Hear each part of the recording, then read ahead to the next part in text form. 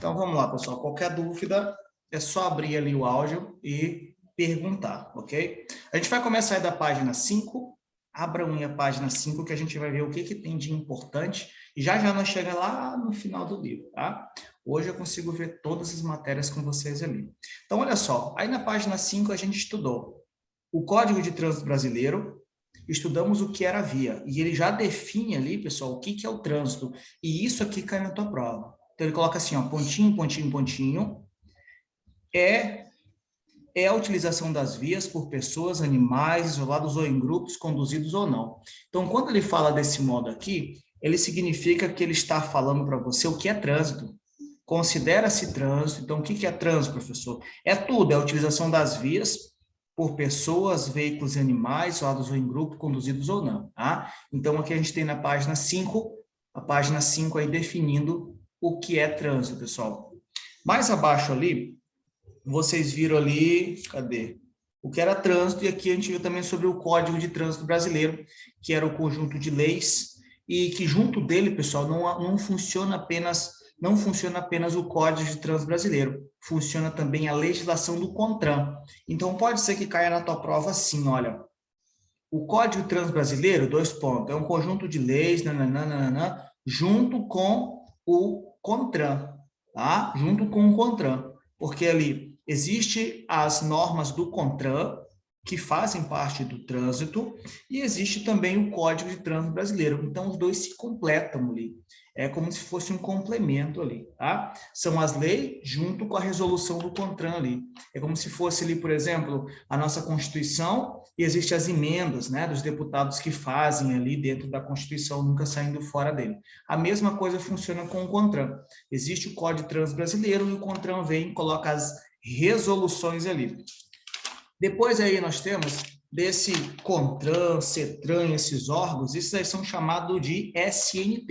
E você encontra na página 6 do teu livro, onde a gente tem o Sistema Nacional de Trânsito. Tá assim, Rebeca? Então, o Sistema Nacional de Trânsito, tá, pessoal? Que é um conjunto de órgãos, entidades da União, do Estado e do Distrito Federal e dos municípios, que tem como finalidade a formação da habilitação, a reciclagem, a educação de condutores, julgamento de infrações e recursos de aplicações e penalidades. Então, aí nós temos ali o conjunto de órgãos. Desses conjuntos de órgãos, nós vimos aqui primeiro o objetivo dele.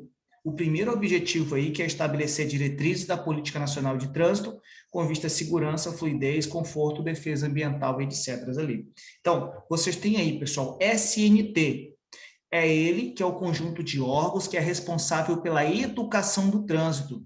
Então, quando nós estudamos lá em meio ambiente, em cidadania, a pergunta era de quem era a responsabilidade pela educação do trânsito, era desse conjunto aqui, pessoal, era do SNT, tá? Então, a responsabilidade da educação do trânsito é do SNT, de todos os órgãos de trânsito ali. Desses órgãos de trânsito que nós temos ali, a gente tem 3 órgãos que são órgãos normativos, órgãos que fazem normas, como, por exemplo, o CONTRAN, o CETRAN e o CONTRADIF, tá? São esses 3 órgãos que fazem as normas. Mais abaixo, nós vimos os departamentos. São eles ali, o DENATRAN, DENIT e PRF. O DENATRAN sendo o Departamento Nacional de âmbito federal, o CETRAN sendo o Conselho Estadual de Trânsito, que também é um órgão que faz as normas para dentro do estado, por exemplo, Rondônia, né, Manaus, e cada estado ali tem o seu CETRAN ali. E o CONTRADIF, que ele age diretamente no Distrito Federal, porém, ele tem o mesmo papel do CETRAN ali, de fazer ali as normas, mas para dentro do Distrito Federal ali também. Mais embaixo nós temos ali, pessoal, o DETRAN, que nós anotamos aí qual era as 4 finalidades dele, que era fiscalizar, emplacar, registrar e vistoriar, e isso vem na tua prova, tá? Isso cai na tua prova, a função dele, por isso que você tem aí anotado. Mais embaixo nós temos o DR, CIRETRAN, PREEM e JARE. Desses órgãos aí, pessoal, nós estudamos o seguinte, a JARE, ela sempre cai junto com o CETRAN, tá? Marina, aí página 6, tá, Marina? página 6 ali. Então, a gente tem ali a Jari que sempre trabalha com o CETRAN. Quando cai na tua prova, ele pergunta qual é o órgão responsável pelo julgamento das infrações de trânsito. E a gente tem ali o CETRAN, tá? O CETRAN e a Jari, pessoal, tá? Os dois ali são os que trabalham junto ali. Então, quando você busca recurso, você busca o recurso na Jari. A Jari julga o teu recurso e se ela julgar o recurso indeferido, que significa o quê, professor? Significa que ela não aceitou o teu recurso e acha que você está errado, você pode recorrer para um âmbito maior, que é ali o CETRAN, o Conselho Estadual de Trânsito. Se não for nenhum desses dois órgãos, pessoal, não existe mais nenhum recurso administrativo que julga ali o teu recurso que você entrou. Então, só tem a Jari e o CETRAN. A gente não tem outro órgão ali. Então, quando cai na tua prova perguntando lá que o CETRAN, que a Jari já julgou o teu recurso, o CETRAN também julgou o teu recurso, e ele te pergunta para quem é que você vai buscar recurso de novo, aí vem a resposta: não há mais recurso administrativo. Tá? Então, temos aí a Jari e temos junto aí com o CETRAN. Passamos ali para o direito e os deveres do cidadão, que quem faz ali, pessoal, é o CONTRAN. É ele ali que elabora esses direitos e deveres ali, tanto do cidadão, como também dos outros que a gente vai ter aqui embaixo. Então, primeiro é o cidadão. O que a gente tem do cidadão ali? O cidadão tem direito de opinar no Código de Trânsito Brasileiro, o cidadão tem direito de solicitar alteração e uma sinalização e fiscalização de segurança, e nós aprendemos ali que os motoristas, os que têm veículos maiores, são responsáveis pelos veículos menores. E os direitos ali do pedestre, que nós vimos ali que o pedestre tem direito de andar no passeio da calçada, né? Lembra que a gente tem a calçada e a calçada é dividida. No meio ali a gente tem o passeio, um certo ponto para lá, os donos da calçada podem colocar ali os seus veículos em cima, né? Mas parte da calçada só. A maioria da calçada é todo do pedestre. Se você não atrapalhar o pedestre na calçada, então você pode colocar aí, a autoridade cede parte da calçada para que seja colocado outras coisas ali, tá? Como, por exemplo, mercadoria. Outra coisa importante sobre o pedestre tem direito de andar no acostamento. E, independentemente de lei, pessoal, o pedestre foi determinado que ele podia andar na rodovia, na via rural e andar na contramão ainda, para que ele pudesse ter a maior segurança de quem vem ali de frente, para que não atropele ele. Então, ele tem ali também o direito de andar no acostamento. Vimos que o ciclista, ele até pode andar na calçada, porém tem que ser empurrando a bicicleta. Professor, e pedalando pode?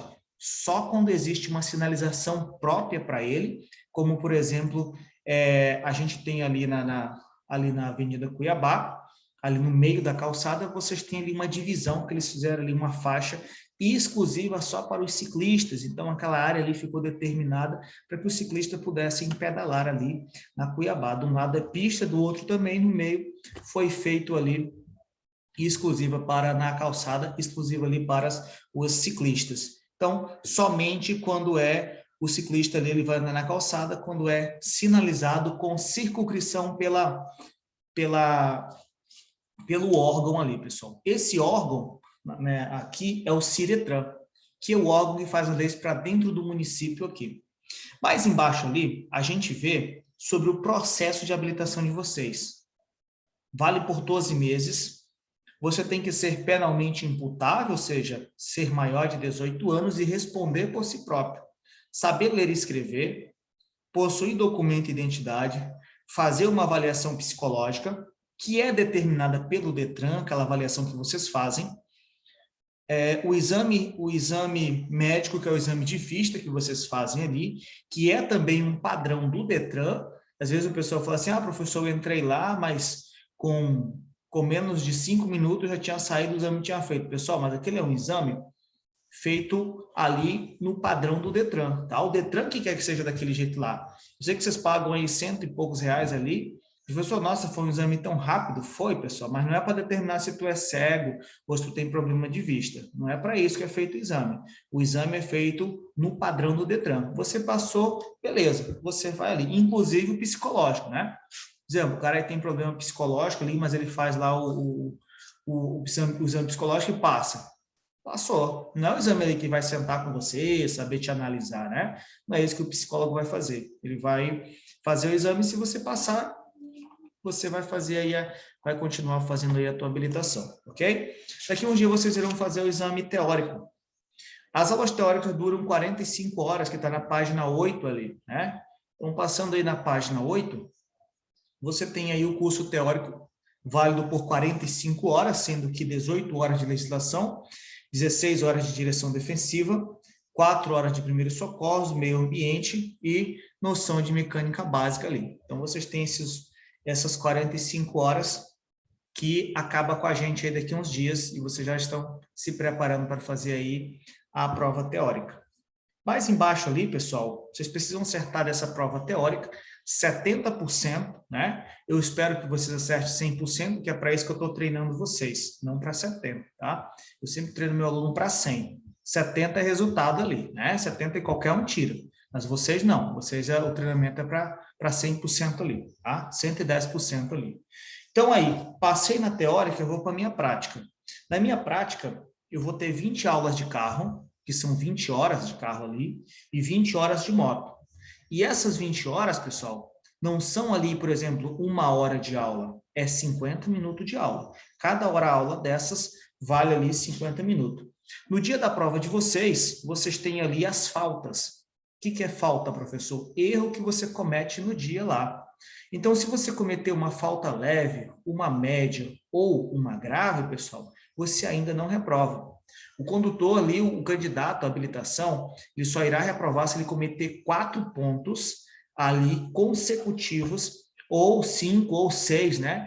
Ali em diante ele irá reprovar no dia da prova dele. E lembra, a leve só vale 1 ponto, a média vale 2 pontos e a grave vale 3 pontos. A gente só reprova se cometer 4. Ou se você cometer 3, depois você comete mais uma, ou se você cometer 3 e mais 2, ou se você cometer duas graves ali. Então, se você cometer uma falta grave, qualquer outra que você cometa, você vai reprovar ali também, tá? Bom, não reprovei, professor, passei aí minha permissão. Quanto tempo para chegar? O Detran te dá um prazo de 30 dias, mas ele chega com menos, tá? Mas com 2 dias aí, vocês já podem baixar o aplicativo, que é chamado CNH Digital, e pode colocar os teus dados e pedir a senha, né? Que senha, professor? A senha que o Detran te concede para você colocar lá e ter tua digital válida no celular. E já vale, você pode rodar para qualquer lugar do Brasil, né? E tem aquele mito, professor, porque permissão eu só posso andar dentro do município. Não. Tua permissão você pode rodar em qualquer lugar do Brasil ali, que só vale por 1 ano. Depois de 1 ano, você tem que renovar ela, que é pagar ali mais uma taxa do Detran, né? E aí pegar a tua definitiva. Bom, durante esse 1 ano, você não pode cometer algumas multas que a gente aprendeu. Uma delas era gravíssima, a outra era grave, e se você cometesse 2 médias ali. Essas faltas são válidas, essas multas, pessoal, que a gente comete, valem apenas 1 ano. Né? Toda multa que você comete ali, ela vale apenas 1 ano. O interessante daí é que ele não fala de multa leve. Então, significa que se eu cometer 1, 2, 3 multas leves ali, eu não vou perder minha permissão. Quem é que fala isso? O Código de Trânsito Brasileiro. Então, eu só vou perder minha permissão se eu cometer 2 médias, uma grave ou uma gravíssima. Professor, se eu cometer uma média só também eu perco? Não, lembra? Só se for 2 médias, uma grave ou uma gravíssima. Não cometi nenhum ponto, renovei de novo. Quando eu renovo, aí minha habilitação vai para 10 anos ali. Então, é 1 ano da permissão, mais 9 daquela que eu tenho, da definitiva. Isso depende da tua idade. Dos 18 aos 49 anos de idade, você renova de 10 em 10 anos. Quando você tem 50 aos 69, você renova de 5 em 5 anos. E quando você tem acima dos 70 anos em diante, ali até os 200, você renova de 3 em 3 anos ali, né? Mais embaixo aqui, pessoal, lembrando que essa tua habilitação, Assim que ela vence, ela tem a validade por mais 30 dias ali. Então, esses 30 dias que você tem para você poder fazer o exame de vista, para você poder pagar de novo a taxa do Detran e a tua habilitação vir de novo, tá? Quando você renova a tua definitiva, essa daí você tem que fazer o exame de vista e pagar a taxa do Detran. Só a definitiva. A permissão, não. A permissão é só pagar a taxa do Detran e já vai vir a tua definitiva ali. E aí a gente viu isso aí tudo na página 9, na renovação da Carteira Nacional de Habilitação. Curso de reciclagem. Aprendemos aqui que no curso de reciclagem, pessoal, é apenas quando você comete 20 pontos em diante, né? E aí lembra que se cair na tua prova, ele não vai vir como está realmente na lei, porque na lei fala que você tem que cometer uma gravíssima com duas, você tem que cometer 20 pontos, dos 20 aos 29 ali, com duas gravíssimas, ou dos 29 aos 30 com uma gravíssima só, ou dos 30 aos 40 ali, na verdade, ali dos 30 aos 40, tem que ter, não tem que ter, chegou nos 40, não precisa ter nenhuma gravíssima ali, né? Então, a gente vimos essa daí. Como é que vem na tua prova? Geralmente vem assim, pessoal. É o condutor que comete 20 pontos, 21, 22, 23. Né? O que vai acontecer com ele? Curso de reciclagem, no automático, porque ele tomou uma suspensão da carteira ali.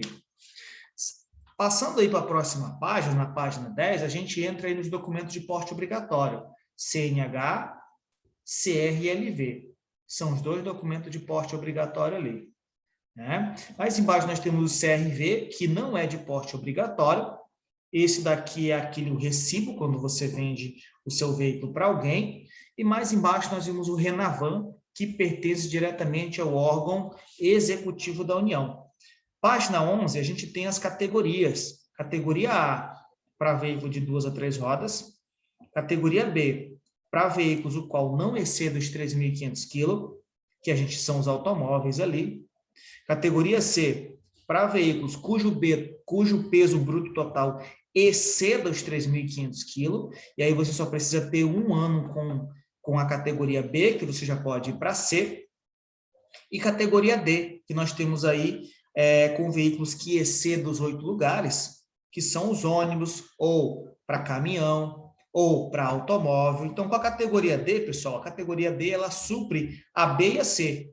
Ou seja, se você tem a D, significa que você pode dirigir tanto automóvel como caminhão, como ônibus. E lembra que o ônibus você só pode dirigir com pessoas se você tiver o curso de transporte coletivo. Ah, professor, eu vou tirar a D para me dirigir ônibus. Vai fazer o curso? Não, professor, não vou fazer o curso. Então, não precisa da D. Para que você quer? Ah, para trabalhar. Né? Então, vai ter que fazer o curso. Né? Se for para você exercer atividade remunerada, ser um profissional na área, como motorista, por exemplo, os rapazes ali que querem evoluir um pouquinho mais, e, professor, eu quero ser motorista ali, beleza. Onde é que faz esse curso? Esse curso faz em Ji-Paraná, né? Esse curso faz em Porto Velho. Aqui, ano passado, teve também curso de transporte coletivo, é apenas uns 2 ou 3 dias ali de teoria, e ali você já faz ali, você pode dirigir o transporte coletivo.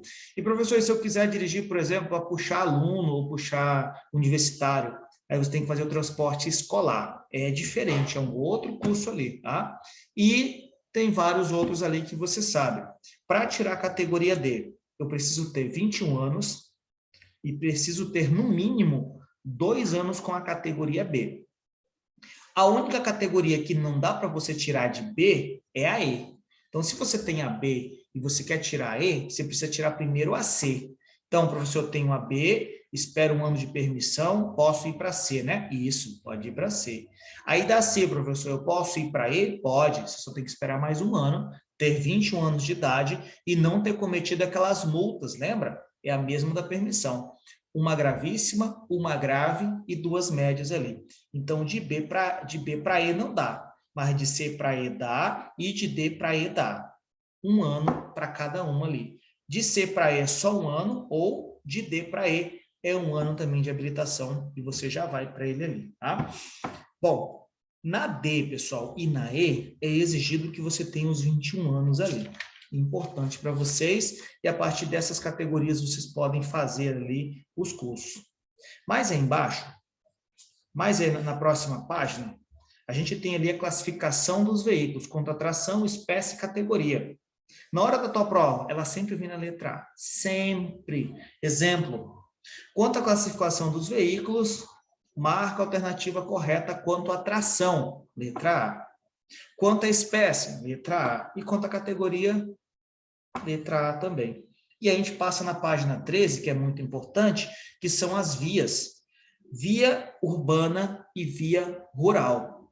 Na tua prova, via urbana só vai vir 4.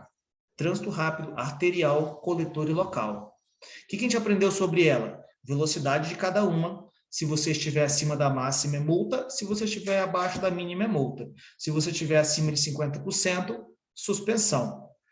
Aprendemos que em primeiros socorros, a gente precisa saber a velocidade da via para poder marcar quantos passos você vai iniciar. Por exemplo, se acontece um acidente ali numa via de trânsito rápido, que é 80 km por hora, ele te pergunta quantos passos você vai iniciar e está de dia, são 80 passos longos de um adulto.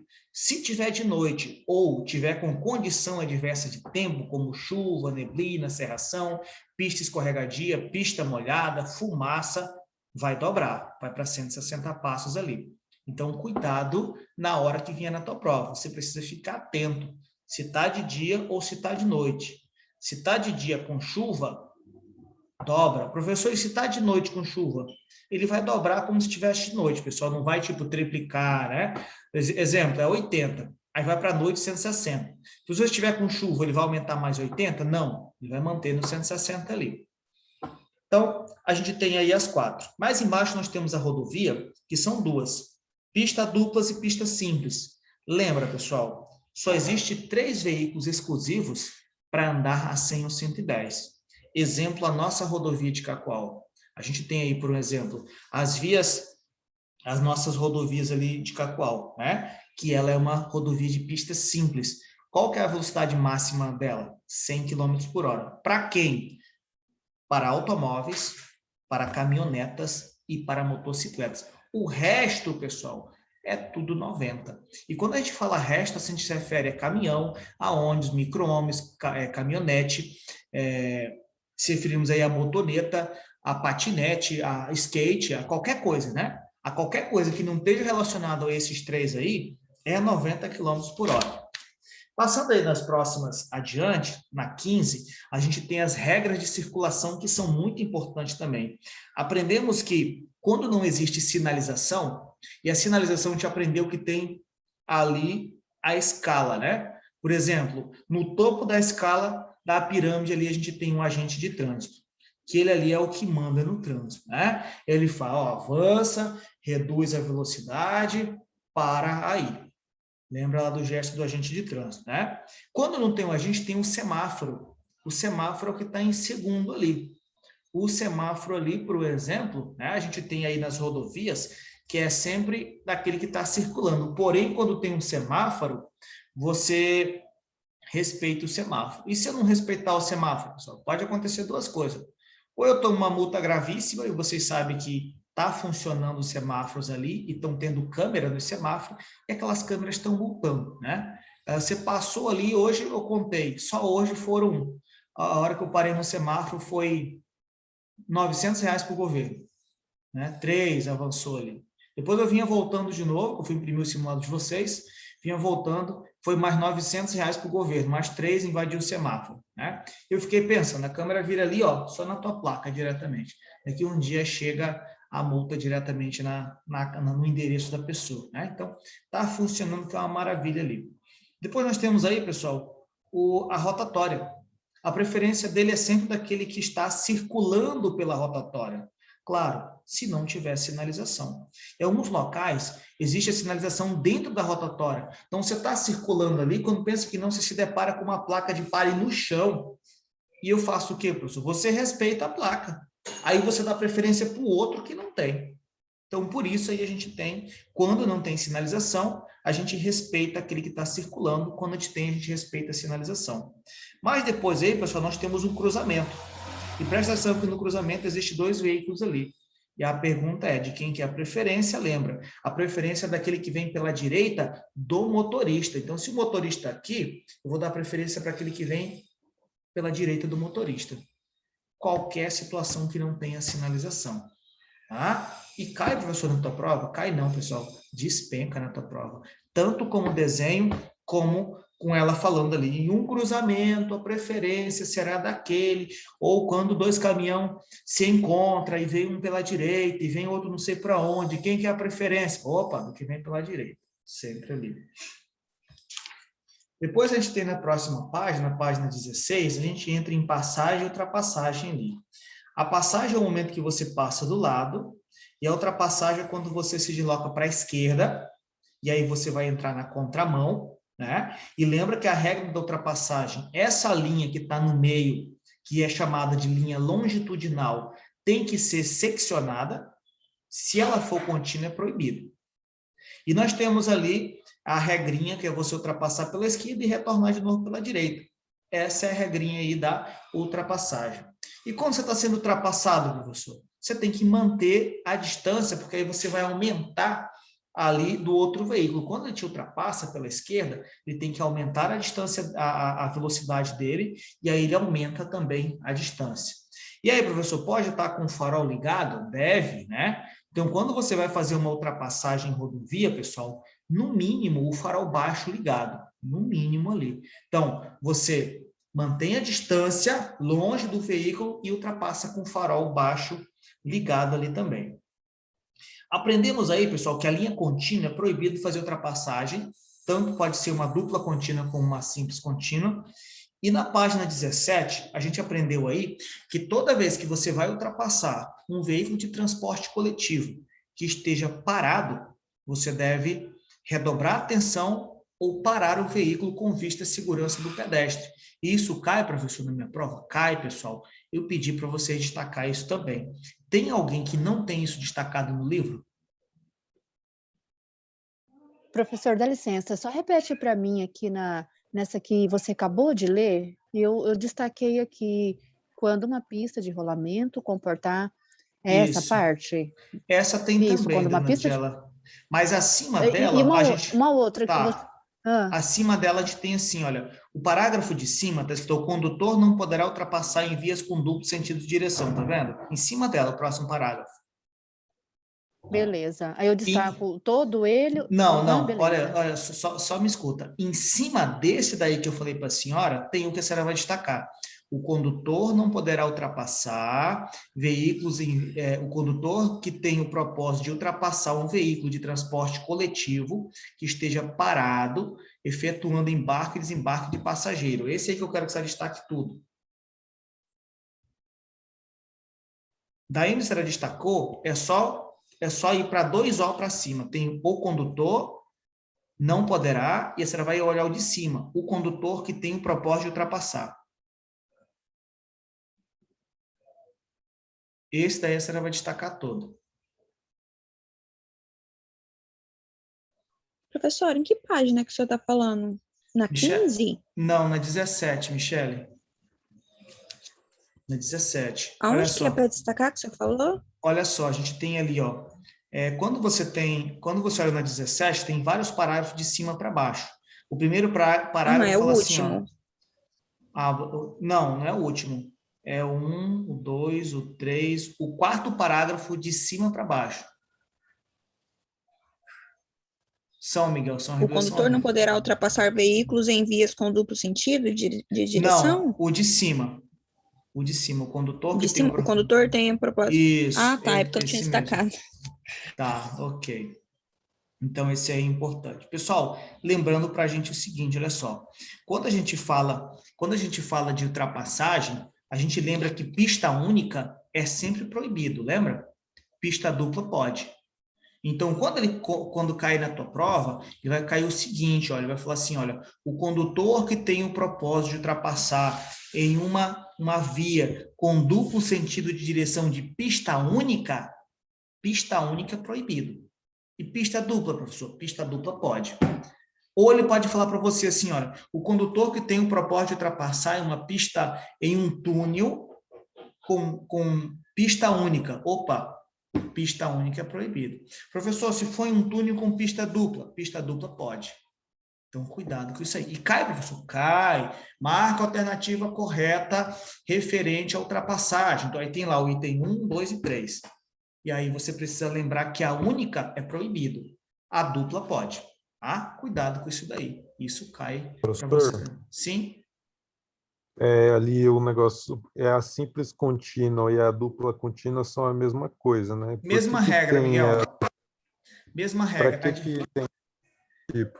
Por que tem a dupla é simples? É porque assim, Miguel, olha só, se você prestar atenção no real da coisa, funciona assim. Quando ela coloca uma dupla contínua no meio ali, ela está dando um ênfase maior no amarelo. Ou seja, ele está falando que ali, ó, se na simples contínua é perigoso, na dupla contínua é perigosíssimo, que é o exemplo da nossa rodovia ali. Ele está dando um ênfase a mais aí, colocando uma dupla contínua ali. A ultrapassagem proibida por 2 sentidos ali. E a simples contínua também é proibido por 2, porém, na dupla contínua ele está dando um ênfase maior. Voltando na 17, pessoal. Então, a gente viu aí duas coisas importantes. A primeira é quando você ultrapassa um veículo de transporte coletivo. A segunda é quando você tem uma pista de rolamento com 3 faixas. Lembra? A faixa da direita foi destinada para veículo lento e de grande porte. E a da esquerda, que é o que mais cai na tua prova, para veículo, para fazer ultrapassagem em veículo de maior velocidade. Então, a gente viu isso daí quando elas são divididas em 3 pistas. Quando ela não tem a terceira pista, geralmente ela tem uma faixa especial, que é para veículo lento e de grande porte. E quando não tem essa faixa, ele vai manter na pista da direita. Exemplo, nossa rodovia. O professor não tem faixa especial para ninguém, então ele mantém na direita ali. O professor tem a faixa especial, então os veículos lentos e grandes vão para faixas especiais deles ali. Bom, aí vamos lá mais embaixo. Mais embaixo nós temos aí, pessoal, a conversão. A conversão é a mesma coisa que virar para a direita ou virar para a esquerda. E nós temos o quarto ponto, que ele fala quando você faz uma conversão à esquerda ou com acostamento. Lembra que ao entrar no acostamento, ela serve para você fazer um retorno ou para você virar para a esquerda ali. Então, para isso que serve ali o acostamento, tá? O professor pode parar no acostamento, pode estacionar no acostamento, só em caso de emergência, pessoal. Então, vai estacionar no acostamento, o que eu faço, professor? Você tem que ligar o pisca-alerta, né? Se você está entrando no acostamento, é porque é uma emergência. E no automático, você vai ligar a seta, sinalizar que vai entrar para o acostamento, vai fazer a parada, ligar o pisca-alerta, e aí vai sinalizar ali. Só não pode, pessoal, parar, por exemplo, professor, sinalizei porque eu estou com falta de combustível. Aí tu vai tomar multa. Aí, independentemente de tu sinalizar ou não, você vai tomar multa e remoção do veículo. Professor, se for um problema mecânico é problema de emergência. Aí você não toma multa. E se você tomar, tem como você recorrer ali, tá? Alegar que é problema mecânico ali e recorrer essa multa aí na Jari. E essa Jari, geralmente, você vai recorrer na Jari da Polícia Rodoviária Federal. A Polícia Rodoviária Federal também tem a sua Jari. Você vai recorrer lá também, tá? Na Jari dela ali. Mais embaixo nós aprendemos que marcha ré é proibido nas esquinas, apenas para pequenas manobras ali. E fomos para 18, onde nós temos a diferença entre parada e estacionamento. Parada é uma coisa, estacionamento é outra. Parada é só para embarque e desembarque de passageiro e proibido carga e descarga. Estacionamento é para embarque e desembarque de passageiro e para carga e descarga também. Mais embaixo ali, pessoal, a gente tem os locais onde você não pode estacionar, que são a menos de 5 metros da esquina, na contramão de direção, sobre hidrante, na calçada rebaixada, entrada ou saída de veículos. Então, a gente tem ali onde é o local onde nós não podemos estacionar ali. Ok, pessoal, retornando ali, resolver um problema aqui rápido. Tá, voltei de novo. Obrigado aí pela paciência. Então, retornando ali de novo, a gente Vimos ali na página 18, onde a gente viu ali a diferença entre parada e estacionamento, estava ali onde não poderíamos estacionar. Mais embaixo ali, pessoal, nós temos, olha só, outra coisa importante sobre estacionamento. Estacionamento do meio-fio, tá? 50 centímetros do meio-fio, né? Mais de 50 centímetros é proibido. Ah, Rafael, a gente está aí na página 18 ali, tá, cara? Página 18, lá embaixo. Então, olha só, aí mais de 50 centímetros, pessoal, de 50 centímetros a 1 metro, é apenas infração, não é crime. Tinha isso, inclusive, aí no texto de vocês, né? Tinha ali na prova de vocês, falando bem assim, que estacionar de 1 metro a 2 era infração e crime. Crime não, é só infração, tá? Crime é o que a gente viu? Omissão de socorro, lesão corporal, quando você está conduzindo o veículo com mais de 0,5, com acima de 0,6 decigramas de álcool por alvéolo A. Desse modo, aí são as questões que mais caem para vocês, referido a crime. E nunca cai crime sozinho, tá? Sempre cai infração com crime ali. Mas estacionar mais de 2 metros é crime? Não, é só infração. Aí mais abaixo nós vimos ali os veículos que têm prioridade. Um deles ali é o veículo de socorro de incêndio, o da polícia militar e o do bombeiro. O mais recomendado, pessoal, para os acidentes de trânsito é o do bombeiro. Ah, sempre o do bombeiro. Não que não venham os outros vêm caindo na tua prova também. Perguntando, por exemplo, assim, olha, o número 192 é referente ao... Aí o pessoal marca bombeiro. Não, é o SAMU, tá? 192 SAMU, 90 Polícia Militar, 193 bombeiro. Então, não caiam nessas gracinhas do Detran ali, não se confundam ali os números. Mais embaixo nós temos também os batedores, que são veículos também que têm prioridade, que é da Polícia Rodoviária Federal, transportando algum tipo de carga ou levando escolta.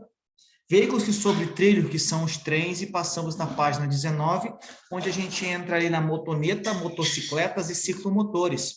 São os três ali. Aprendemos, pessoal, que ciclomotor deve ser conduzido pela direita da pista de rolamento, preferencialmente na pista, sempre que não houver acostamento para ele ali.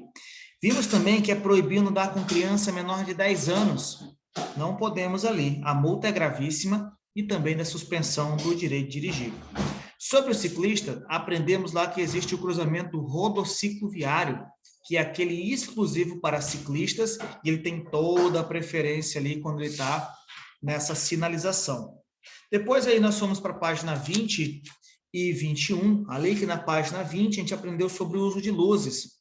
Luzes baixas, pessoal, isso aqui geralmente a gente usa ali as luzes baixas. Na cidade é obrigatório você usar a luz baixa quando está à noite e quando está com condição adversa de tempo, chuva, neblina, fumaça.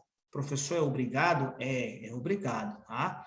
E obrigado significa que a falta dele te dá multa. Então, é obrigado você usar a luz baixa ali para mim, ali, tá? Mais aí embaixo nós temos a luz alta, e luz baixa e alta quando você cruza com outro veículo, que o veículo está ofendendo teus olhos, ou quando você vai fazer uma ultrapassagem, ou por existência de perigo. Mas a galera gosta de avisar o outro quando tem blitz também, né? Tem essa jogada daí. Mais embaixo tem as luzes de posição, que é usada para você identificar a posição de um veículo, quando ele está mais perto, está mais longe, e que é aquelas luzes que ficam acesas só dentro do farol ali. E mais embaixo nós temos o pisca-alerta, que é usado geralmente quando você faz uma parada de emergência, ou seja, em imobilizações, situação de emergência. O uso da buzina é proibido entre 22 e 6 horas, e na página 21 a gente entrou ali em infrações. Infrações são o quê? Infrações é o erro que você comete, você é punido com as penalidades e pode recorrer para a JAR e para o CETRAN. Quem é que pode ser punido? Página 22. É o proprietário, é o condutor, é o embarcador e o transportador. Qual que cai na nossa prova, professor? O proprietário e o condutor. O condutor, quando é pego em flagrante, fazendo o ato ali, e o proprietário, quando não é encontrado, o dono do veículo. Então, ali é multado na placa e vai direto para o dono do veículo ali. Mais embaixo, nós aprendemos as penalidades, que são a advertência por escrito, que ela substitui a multa leve ou média, caso você não tenha cometido nenhuma multa no período de 12 meses. Nós temos as multas que são de natureza leve, média, grave e gravíssima, e é importante você saber a pontuação delas. Leve 3, média 4, grave 5, gravíssima 7 ali.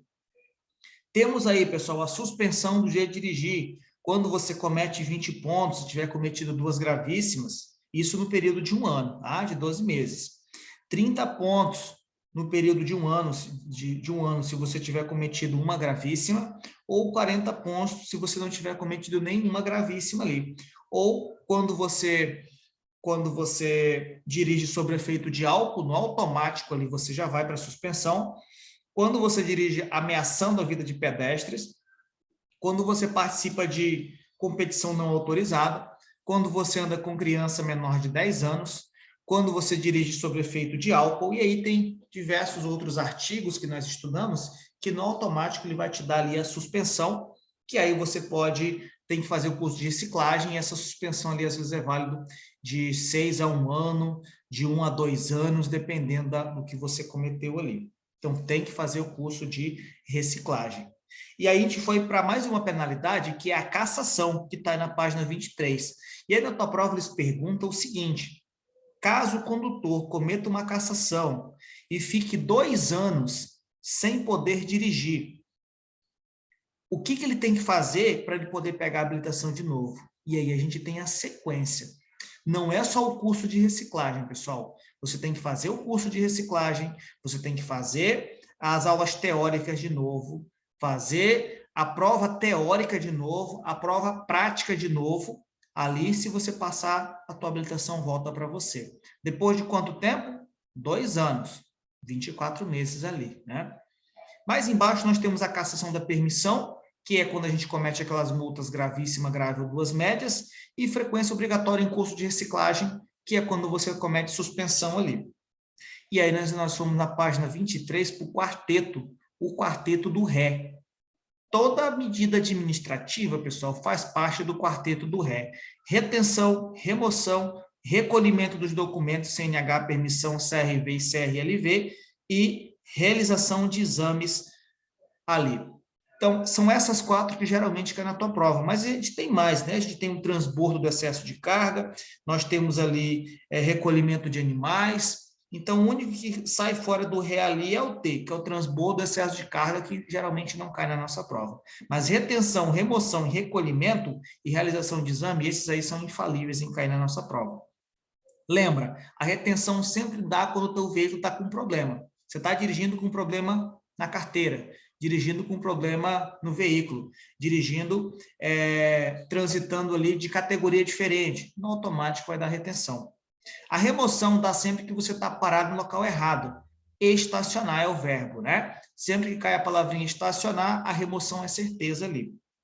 Mais embaixo, pessoal, nós temos os crimes que a gente classificou aí na página 24 como os 2 crimes apenas. Um, que era quando você se omitia de socorro, e o outro quando você estava dirigindo sob efeito de álcool acima de 6 decigramas, que é prisão em flagrante, agora não tem mais fiança, né? Prisão em flagrante ali. E aí nós temos aí da página 25 a 34, que nós estudamos ali as infrações de trânsito. Passando na página 35, que é uma página muito importante, que cai muito na tua prova, então abre diretamente aí na 35. Vocês têm a sinalização que é classificada em vertical e horizontal. A vertical é tudo que for placa, e placa de regulamentação, de advertência, de indicação. Essas placas são divididas nessas 3. Regulamentação são as placas que vão te multar, se você desobedecer elas, que vão te proibir, que vão te obrigar. As placas ali de advertência, pessoal, são aquelas placas amarelas que a gente tem ali que me indica perigo. E aí depois nós temos as placas de indicação, que nos indica ali, caso te indica para onde você está indo. E lembra que cada uma delas tem ali uma cor. Essa que é de regulamentação é vermelha e preta. Essa que é de perigo são aí amarela e preta, que está na página 37. E essa que é de indicação, que está na página 40, que é ali verde e branca, azul e branca, e tem o formato de brasão. Temos mais outra aí, pessoal, que são as placas que vêm com frases. Exemplo, use o cinto de segurança, motociclista trafegue somente com o farol aceso, né? São placas educativas que estão nas cores branca e preta ali. Depois nós vimos as de serviços auxiliares, na cor azul e branca. Marrom e branca eram as placas de atrativo turístico. E passamos na página 42, onde tínhamos a sinalização horizontal. Linhas amarelas eram chamadas de fluxos opostos. Veículos vão e vêm, como exemplo, mão dupla. Linha de fluxo do mesmo sentido, a gente chamava ela de fluxo do mesmo sentido, ou seja, só vão ali, são nas cores brancas. Mais embaixo, estudamos sobre as marcas de canalização, e se você passar em cima dela, a multa é gravíssima. Vimos aqui embaixo, pessoal, a sinalização horizontal, lá embaixo, a aplicação dela. Vimos ali que se for a linha amarela, você é proibido estacionar. Se for a linha branca, é permitido. E se for a linha vermelha, ela é exclusiva só para ciclistas. E na página 43, a gente viu as taxas. E isso aí caiu na tua prova. Eu fiz questão de colocar as taxas, que de um lado era branca, do outro lado era vermelha, no meio era sempre amarelo ali. Mais embaixo aí nós temos as marcadoras de perigo. Mais embaixo nós temos o dispositivo de uso temporário, pessoal. E olha só, observe que esses marcadores de perigo, quando caem na tua prova, eles caem em preto e branco. Mas o que ele tem puxado uma setinha do lado dele? Bem assim, ó, amarelo e preto. Se é amarelo e preto, é uma sinalização de advertência. E se é uma sinalização de advertência, o que ela te indica? Sempre perigo. Então, quando cai esses marcadores de perigo ali, e te perguntar quem que ele pertence à sinalização de advertência.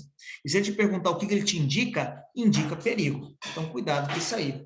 Aprendemos aí, pessoal, que o dispositivo luminoso, como a gente tem o painel eletrônico ali, te dá informações. E aí fomos na página 44, onde a gente tem a sinalização de regulamentação aí de semáforo. Então, elas têm o formato circular, são vermelho, amarelo e verde. Temos aí os pedestres, que são vermelha, vermelho intermitente e verde. Tem a função aí, pessoal, a sinalização semafórica de efetuar o controle de trânsito numa via, interseção ou seção de via. E vimos mais embaixo que também tem um segundo semáforo, que é da família dele, mas a família dele é a família da advertência. Então, são dois grupos que pertencentes aos semáforos, o de regulamentação e o de advertência. Mais embaixo a gente viu que tem 3 agentes de trânsito que caem. Um, quando está com a palma da mão para frente, pare, com a palma da mão para trás, siga, e com a palma da mão para o lado. Aí diminua a velocidade. Vimos o gesto dos condutores, com o braço esticado, conversão à esquerda, com o braço para cima, conversão à direita, e balançando, reduzindo ali, balançando o braço, redução ou parada. E ali a gente lembra dos silvos, né? Lembra lá do 2. Dedinho de paz e amor é o quê? 2, pare, né? 2, pare, 1, siga. 2, pare. 2 o quê, professor? 2, silvo breve, pare. 1, silvo breve, siga. E o longo, professor? O longo é consequência, pessoal. Só existe diminua a marcha, não tem 3, tá? Não existe 3. Só existe 1, siga e 2 pares ali. E fechamos ali a matéria de legislação de trânsito. Então, começando aí na página 62, continuando a nossa aula em direção defensiva. Aqui já na introdução a gente tem o que é a direção defensiva, é o modo de evitar o acidente. E aí esse aí tem vários conceitos, pessoal. Isso é um negócio importante, porque direção defensiva tem vários conceitos. Direção defensiva é o modo de evitar acidentes. Quando você deixa aquela distância de segmento, também é direção defensiva. Tá? Quando você deixa aquela ali, também é direção defensiva. Então, a gente tem aí, pessoal, direção defensiva, vários conceitos sobre direção defensiva, tá? Um deles é o modo de evitar, o outro é o modo de você manter a distância de um veículo a outro, o outro modo é quando você evita bater nos outros veículos. Isso tudo aí é direção defensiva. E a gente aprendeu que acidente, existe dois tipos de acidente. Acidente evitável, aquele que o motorista não faz tudo o que pode, e acidente inevitável, que é aquele que o motorista fez tudo o que era possível fazer. Mais embaixo nós vimos ali que o automatismo, pessoal, ele é sempre desfavorável, porque por mais atentos que vocês estejam no trânsito, pode acontecer um acidente, e por isso que o automatismo ele é desfavorável ali, porque geralmente a pessoa, com o passar dos anos, ela vai adquirindo ali hábitos errados ali. Na 63, nós vimos ali que as causas dos acidentes, pessoal, como, por exemplo, imprudência, negligência e imperícia, pode cair uma, duas ou as três juntos, por exemplo. Imprudência é toda vez que você cai na tua prova que você desrespeita a sinalização. E ele não vai vir como em direção defensiva, ele vai falar bem assim, é como em legislação, ele vai falar assim, por exemplo, quando você invadir um sinal, opa, isso aí já é imprudência. Invadir um sinal, independentemente pelo que tenha acontecido, pessoal, independentemente, isso é uma imprudência. Então, você já vai tomar multa. Então, quando ele pergunta assim, olha, a causa do acidente, o condutor que invadiu um sinal e não sabia dirigir, ou não tinha habilidade, imprudência e imperícia. Ou um condutor que não sabia dirigir e invadiu um sinal, opa, imperícia e imprudência. Ou um condutor que não sabia dirigir e que faltava freio, por isso que ele bateu na traseira, imperícia e negligência. Ou um condutor que bateu porque não sabia dirigir, só imperícia. Então, cuidado, pessoal. Isso aí vem variando na tua prova. E cai, professor. Por isso que a gente está aqui, né? Então, a gente tem aí as causas do acidente de trânsito na página 63. Na 64, vimos ali os 5 elementos básicos de direção defensiva: conhecimento, atenção, previsão, decisão e habilidade. E vimos aqui que a previsão, inclusive, cai na tua prova e tinha no teu simulado. É quando você prevê a situação de perigo ali, você antecipa a situação de perigo. Isso era previsão dos elementos básicos de direção defensiva. E aí nós vimos aí, pessoal, na 65, as condições adversas. Primeiro, era tudo que causava acidente. E segundo, a gente tinha a classificação geral. Ela é sempre a maior que vem na tua prova. Quais são a classificação geral de condição adversa? Luz, tempo, via, trânsito, veículo, motorista, passageiro, carga. É sempre a maior que vem na tua prova ali, sobre condição adversa. De luz, a gente viu que ela pode ser falada de iluminação. Então, pode cair assim, olha, as condições adversas são, 2 pontos, iluminação, tempo, via, trânsito, veículo, até carga ali. Depois nós vimos ali que ofuscamento e penumbra eram condições adversas de luz, que no ofuscamento você tinha ali, ofuscamento, você tinha uma cegueira momentânea, e a penumbra acontecia pela ausência de luz. Quando não tinha ali, a penumbra acontecia da frequência da passagem do final da tarde para o início da noite, e do final da madrugada ali para o nascer do dia, quando o céu está nublado ou chove com intensidade. Essa daí era a penumbra. E vimos que na página 66, nós tínhamos a condição adversa de tempo, como chuva, neblina, vento, cerração, etc. Em caso de chuva intensa, nós destacamos que você tinha que reduzir a velocidade, acender no mínimo, pessoal, no mínimo, você tinha que acender ali as luzes de posição. Eu até pedi para vocês escreverem, porque isso não tinha no teu livro. Então, em caso de chuva intensa, eu mandei destacar, reduz a velocidade. No segundo ponto rosa que tinha ali, eu pedi para vocês obrigatório acionar as luzes de posição ou faróis baixos. E mais embaixo eu pedi para vocês destacarem ali, procurar um local seguro como posto de combustível. Depois fomos para a aquaplanagem, que é quando existe o excesso de velocidade, o excesso de água na pista e pneus mal calibrados. Então, nós vimos aqui a aquaplanagem. Mais embaixo a gente tem ali, pessoal, neblina ou cerração, que a gente usa a mesma questão sobre chuva. Obrigatório ligar o quê?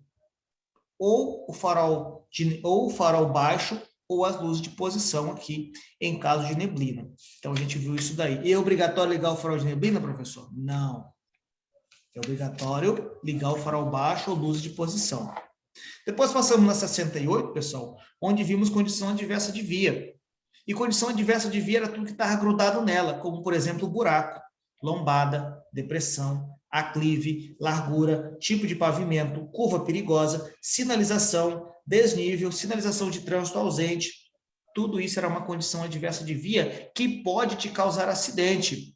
Na 69, a gente viu as preferências nas vias. Ciclofaixa e ciclovia, que era do ciclista. No cruzamento, vimos que a preferência era daquele que vinha pela direita. E na rodovia rotatória, sempre aquele que está circulando por ela.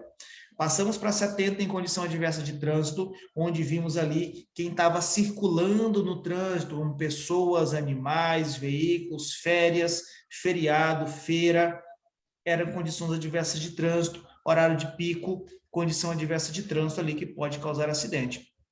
Exemplo Cacoal aqui, né? E horário de pico aqui, vira e mexe, você vê acidente. Na 71, nós vimos aí a condição adversa de veículo e já entramos em mecânica, pessoal, tá? Aqui eu já mexo com vocês com mecânica, porque agora dá para mim rever tudo isso aqui, vocês já estudaram isso aqui. Então, olha só, o que a gente aprendeu em condição adversa de veículo? O que era a suspensão? Era mola e amortecedor, nós aprendemos isso lá em mecânica. O que acontecia quando você, aí na página 71, com o teu veículo tivesse com problema na mola ou no amortecedor? Capotava o veículo aí. Problema na direção, folgas no problema na direção, puxava para um dos lados ali. E lembra que eu falei para vocês que existia a direção hidráulica, a direção dura e a direção elétrica, né? A direção hidráulica tem que colocar óleo. Aprendemos ali também, pessoal, sobre os pneus. Aprendemos que o pneu tem que fazer a calibragem, que faz semanalmente com os pneus a frio. Quando eles estão murchos e largos, eles consomem mais combustíveis ali, por isso que é importante fazer a calibragem semanalmente. Quando eles estão abaixo de 1,6 milímetros de profundidade, tem que fazer a troca, então a troca é feita quando eles estão com menos de 1,6 milímetros de profundidade. Vimos ali, pessoal, também que vibração no volante indica possíveis problemas com o balanceamento das rodas, vocês destacaram aí, e que existia 2 tipos de pneus, que eram os pneus radiais, sem câmera, que tinha que fazer o rodízio a cada 10 mil quilômetros, e os pneus diagonais ali. Depois nós passamos aí na página 72, onde a gente tem ali as condições adversas do motorista, que são ali fadiga, cansaço, álcool, pressa, fome, droga e etc. ali. Eram as condições físicas ali, ou condições mentais, como estado emocional, alegria, tristeza, preocupação, medo, insegurança, né? Tudo aí são condições mentais aí do condição adversa do motorista ali.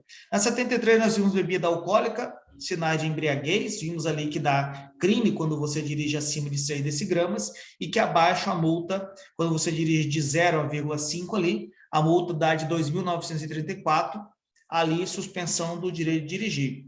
Vimos também que um deles que são muito perigosos e que a galera usa muito é o celular, né? Celular no volante dá um problema terrível, que a galera dirige assim, ó, mexendo ali no telefone, né? Isso aqui dá um problema muito grave ali.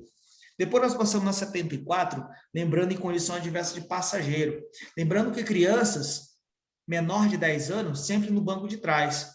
Pode no banco da frente? Pode, quando não existe banco atrás e apenas a criança, sem a mãe ali. Se for criança, tiver o bebê conforto, você vai usar no bebê conforto. Se for a cadeirinha, você vai usar na cadeirinha ali. Então, a gente tem criança menor de 10 anos no banco de trás e ali com o equipamento obrigatório. Depois nós vamos mais aí embaixo. Sim? Desculpa te interromper um pouquinho. Essa parte aqui da 74, quando a gente tem as colisões com o veículo da frente, a gente relembra ali... Como é que é? Deixa eu ver. Ah, tá, Nájila. O uso da cadeirinha, vamos lá. O uso da cadeirinha funciona assim, olha só. Quando tem criança menor de 10 anos, até os 7 anos você é obrigatório estar com assento. Ou com assento, ou com a cadeirinha, ou com o bebê conforto. A partir dos 7 em diante, você não tem necessidade mais de você estar usando. Mas se a criança precisar, por exemplo, for menor de 1,45 m, ela vai estar usando ainda a cadeirinha, tá? O assento de elevação ali. Só é obrigatório dos 7 para baixo. Dos 7 para cima, ela vai manter no veículo, no banco de trás, com o cinto ali. Entendeu? A não ser, por um exemplo, se você tivesse 4 filhos, vamos colocar aí, né? Tem pessoas que têm um pouquinho mais. Por exemplo, que nem eu tenho 9. Por exemplo, atrás iam ali os que são menor de 10 anos, né? E se tivesse um que também é menor de 10 anos, mas que ele fosse de maior estatura, aí ele vai no banco da frente ali, tá? De maior estatura, vai no banco da frente ali também, ok? Então, vamos lá, pessoal. Continuando aqui. Olha só. Mais aí embaixo, espero ter respondido ali a tua pergunta. Vamos lá. Mas aqui embaixo, pessoal, nós temos aí colisão com o veículo da frente. O que a gente tem aqui de importante? Olha só. Lembra das distâncias. Importantíssimo isso daqui. Então, olha só. A distância de segmento é aquela que eu evito colisão com o veículo da frente. E isso cai na tua prova. Como é o nome da distância que evita colisão com o veículo da frente? Distância de segmento. Como é o que o condutor faz para evitar colisão com o veículo de trás? Ele também mantém a distância do veículo da frente para não bater e sempre sinaliza ali a intenção. Mais embaixo que tem como evitar colisão no cruzamento, pessoal. Independentemente de a preferência ser do que vem pela direita e do que vem pela esquerda, o importante em caso de cruzamento é você reduzir a velocidade e tomar cuidado. Então, independentemente daquele que vem pela direita ou não, você precisa ali tomar os devidos cuidados ali. Então, como evitar colisão com o cruzamento, ou dar preferência para aquele que vem pela direita, ou respeitar a sinalização de trânsito ali e sempre ter cuidado na hora da sinalização ali, na hora que você estiver ultrapassando. Na página 76, a gente tem ali como evitar colisão nas ultrapassagens. Então, voltando aí onde nós estávamos, pessoal, na 76, a gente tem ali como evitar colisão nas ultrapassagens. O que a gente aprendeu já em legislação? Que é proibido você ultrapassar em linha contínua.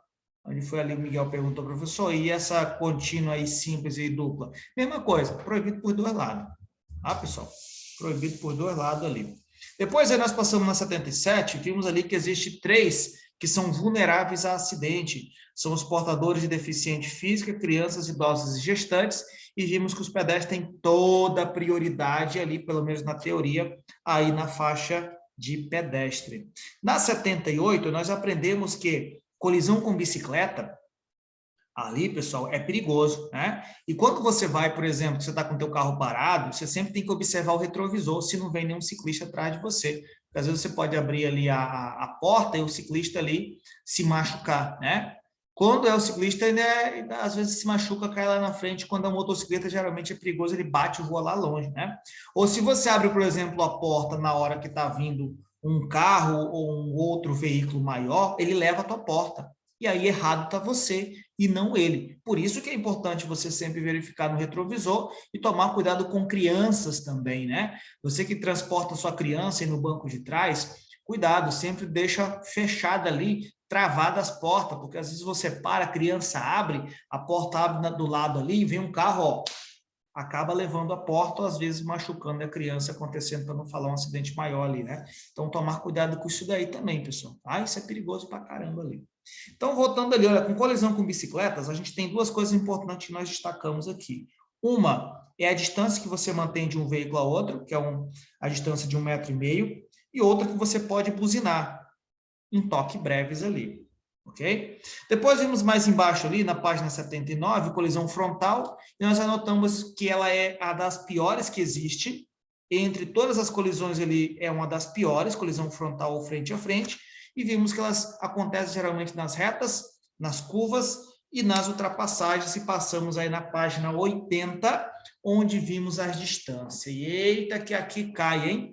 Aí na página 80 temos distância de segmento, aquela de 2 segundos, a regra de 2 segundos se aplica aqui na distância de segmento.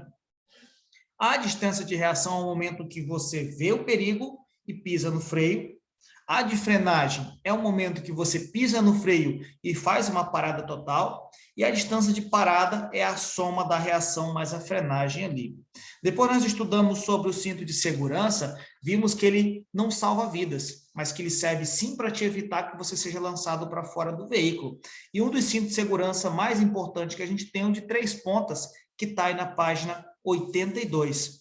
Aquele que ele trava tanto na lateral como aqui em cima. O diagonal é importante? Demais. A gente estudou ali que é importante nos ônibus, quando você entra no ônibus, sempre colocar ali o cinto subabdominal, esse que está aí o número 1. Ele aumenta aí a chance de você não arrebentar ali, não cair ali na hora que você está no ônibus, né? Andando ali, porque às vezes o ônibus pula e você quer e acaba caindo ali, se machucando.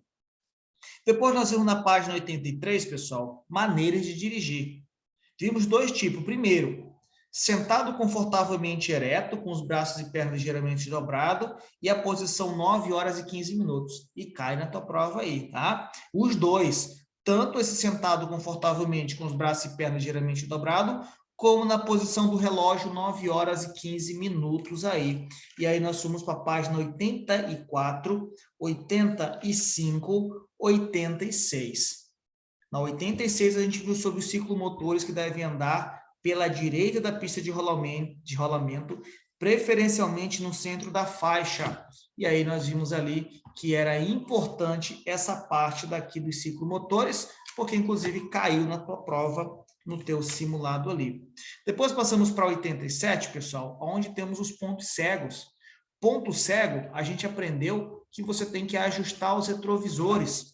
E importante para a gente ali. E nós fomos para a página 88, onde nós tínhamos ali sobre buracos, que você tinha que passar sem acionar o freio, passar alinhado com ele. E tínhamos também as lombadas, que você passava sempre alinhado em frente ali, fechando a matéria de direção defensiva. Então, partindo para a próxima matéria, página 101, primeiros socorros, o que são os primeiros socorros? E vocês destacaram procedimentos iniciais, cuidados imediatos e imprescindíveis que precisam ser prestados à vítima de acidente ou a pessoas que se encontram em perigo iminente. Deixar de prestar socorro é o quê? Crime. E ele é uma infração junto com o crime, nunca apenas um crime sozinho. Se eu tratasse apenas de crime, eu estaria tratando apenas do Código Penal brasileiro ali. Mais embaixo nós temos o artigo 176, pessoal, que deixar de prestar socorro, podendo fazê-lo é crime, né? E se você fugir do local, ali também é crime. Independentemente de ter pessoas ou não. Ah, professor, já está cheio de pessoas aqui que dizem que eu posso ir, né? Não, você tem que prestar socorro à vítima até o final. Se a tua vida estiver em perigo, você pode sair dali e se apresentar em uma delegacia ali. Na página 102, nós vimos o que pode ou não fazer. O que eu posso fazer? Eu posso manter a calma, eu posso garantir a segurança do local sinalizando. E nós aprendemos que essa sinalização pode ser feita com galho de árvores, pode ser feita com latas, com pedras, no leito da via. E que essa sinalização é feita depende da onde eu estou. Se eu estou numa via local, eu sei que a via local é 30 km por hora, se tiver de dia, eu vou marcar 30 passos longos de um adulto. Se eu estiver na minha via coletora, e for de dia, eu vou marcar 40 passos longos de um adulto. Se for na via arterial, pessoal, eu vou marcar 60 passos longos de um adulto. Se for numa via de trânsito rápido, eu vou marcar 80, porque está de dia ali. E lembra que o Detran considera de dia, das 6 da manhã às 18 da tarde ali. Rodovia 110 ou 100, a gente tem ali. E lembra que se tiver de noite, ou se tiver de dia com chuva, neblina ou fumaça, já sabe, a coisa vai dobrar, né? De 30 vai para 60, de 40 para 80, de 60 vai para 120, de 80 para 160 e de 110 para 220. Sinalizou, professor? Sinalizei. E se você encontrar no meio do caminho uma curva, aí a coisa muda. A curva, você zera a contagem e inicia novamente ali. Bom, outra coisa que nós aprendemos aqui, pessoal, foi o tipo de pessoas que nós selecionamos. Pessoas com roupas coloridas. Isso aí nós selecionamos ali também, destacamos aí no nosso livro, e vimos mais embaixo ali também, que pessoas, quando você encontra dentro do carro e cabos de eletricidade que caem por cima dela, você deve orientar elas a sair do carro, né, e tirar os fios de cima do carro. Não, você vai matar elas, né? Não pode, você tem que orientá-las a não sair de dentro do carro, por quê? Porque os pneus isolam ali a vítima, né? As que estão ali dentro do veículo e não deixam que aconteçam nada de ruim com ela. Então, nós temos aí os cabos de eletricidade, ok? Então, aí a sequência, manter a calma, garantir a segurança, sinalizar o local do acidente. Mais embaixo, nós temos o pedir o socorro, e aí a gente aprendeu os números corretos de pedir o socorro aí, página 102 para quem está entrando agora, tá? Pedir socorro, aprendemos aí o 190, 192, 193, os números que caem na tua prova. Depois, controlar a situação, ou seja, não deixar que os curiosos fiquem perto, e depois verificar a situação da vítima, que é a última coisa que você vai fazer ali, verificar a situação da vítima e realizar algumas ações com a vítima ali. Depois, o que não fazer? Isso aqui é importante. Não posso movimentar a vítima, senão eu dou problema na coluna vertebral dela.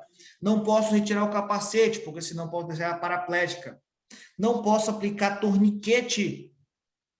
Não posso dar nada para ela beber, inclusive água, tá? Não pode. Ah, professor, não, não. Ela pode ter batido algum órgão e pode estar dando uma hemorragia interna, e você dá água, acaba de matar ela ali. A não ser pessoas que fazem uso de medicamentos com medicamentos ali cardíacos. Nesse caso ali, nesse caso, você pode dar sim o remédio para ela quando é pessoas cardíacas ali. Mais embaixo nós temos o cinto de segurança, que você deve cortar ele quando dificulta a respiração da vítima. E mais embaixo, lembrando aí que você precisa sempre imobilizar a cabeça e a coluna da vítima para que ela não possa dar um problema ali e deixar ela paraplégica, pessoal. Depois, na 105, a gente aprendeu que a gente pode mexer nela, mas ali ver os sinais vitais dela, como, por exemplo, ver ali se ela está viva, né? Exemplos. Vem direto na cariótica dela aqui assim, para você ver se está o pulso, se o coração está batendo. Ou ir direto no radial, aqui no braço, no osso radial, você medir a pulsação dela. Ou você vê em crianças de colo que você precisa mexer no fêmur, né? Ali entre a virilha e a coxa, onde você vai lá com os 2 dedinhos ali e coloca em cima ali para ver se está pulsando ou não. Depois, se essa pessoa não estiver respirando, pessoal, você deve colocar ali uma luva, o correto, né? E abrir a boca dessa pessoa e retirar os corpos estranhos que tiver dentro ali da boca dessa pessoa, e para que ela possa voltar a respirar de novo ali. Então, vimos você desobstruir as vias aéreas e controlar a coluna cervical, depois verificar o pulso da pessoa e também se a pessoa não está perdendo muito temperatura, né? Se a pessoa não está esfriando muito, você precisa colocar um cobertor para que ela não perca calor vital ali.